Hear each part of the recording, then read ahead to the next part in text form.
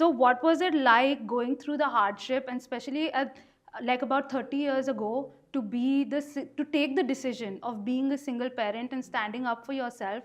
And we do have like less conversations around it even today. I mean, it's more than before, but it's still less. So we use this day to talk about it more. So tell me, what did you feel? Something that, I mean, only you know, no one else. Yes, well, I had my own sort of feelings.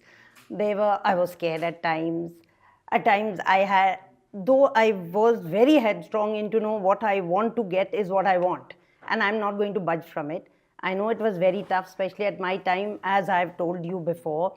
Things were not so liberal. You couldn't just come out and say, I want this. Even if you wanted, it had to be from inside, ke mujhe chahiye, but I can't say anything. Or I know people are not going to approve of it because you're a girl. So, and yes, of course, being a single mother was very tough because anything that has to be shared by two people had come onto me. Yeah. The goods and the bads, and of course, when you have kids also, there are double responsibilities. And they are annoying. No, they are not annoying, not at all. So I had to go through a lot to bring them up. In all wise, financially also, it was not that you were so sound at that time, you were struggling. You had to see to your financial aspect, you had to see to your kids' aspect, and so I took a back seat. There was nothing called I.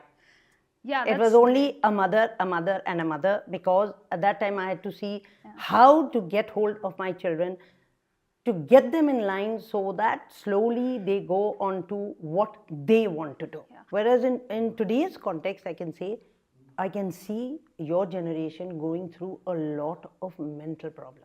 Okay? Mental problem is being addressed today. People are getting to know there is a word called mental problem. Yeah.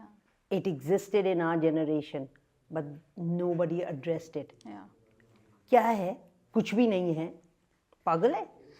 Yeah. Main thing was पागल है? पागल खाने भेज देंगे. Yeah. Okay? In today's context, the kind of physical problems that you're having has an equal balance with a mental problem. 100%. Because you are giving that much of importance to, first of all, a thing exists. Once you know that a thing exists, you will come to it. It exists. Why does it exist? And how do you do away with it? And according to me, I may be wrong, but according to me, the whole answer is take it out. Yeah. Because if it's inside, it's going to create problems physically. Yeah. And it creates all kinds of physical problems. And at times you don't know that it's starting with a mental issue. Mm-hmm. Yeah. Like you come with panic attacks, you just sort of give way, I can't do anything, and you collapse. Why? Because it's been a mental issue with you. Maybe at times a person who's going through it also doesn't know what it is. But if it exists, fair enough, take it out. And I think your generation needs it more because it's a very fast moving world. Many times you people are not able to cope up with what is happening. And then you feel, I'm a failure. No, nobody is a failure. Everybody needs a rest. Give a gap to whatever you're doing. Take a month, 2 months, 6 months, 1 year off. Enjoy yourself, because what happens is you people are burning out faster. Because the world is moving so fast, you want to be with it. But with it means, after all, every human being has a capacity to it. And when you can't deal with it, then it's a mental breakdown. Then you're running to therapies and all. But according to me, nobody can be a better therapist than one's own parents. You'll say, why? Because the parent or the parents know their child inside out. At times, you may not be able to come out with some words to tell me, but knowing you, I know what you're coming to say. I'm not a doctor. I may not be able to give you the proper, you could say, the medicine, but at least I can give you a way to move forward rather than you or anybody collapsing or crying or going through that I don't know what to do. That I don't know shouldn't be there. It should be a big sigh of relief. Whatever was in me has come out. And when that comes out, you are in a position to think properly, to move forward and you move forward better. They are shit scared to get married, they're shit scared to have babies. And I think that I also dealt with this for a very long time, that I was super anti-marriage, of course, because a lot of us see bad marriages as well. But we also feel that being married is like the end of a sense of freedom. Yours is the first generation which is becoming more economically independent, having more opportunities. And mine is the last generation which has taken from the parents as well as taken from the kids. इधर भी पिसते हैं जी, उधर भी पिसते हैं. You get my point?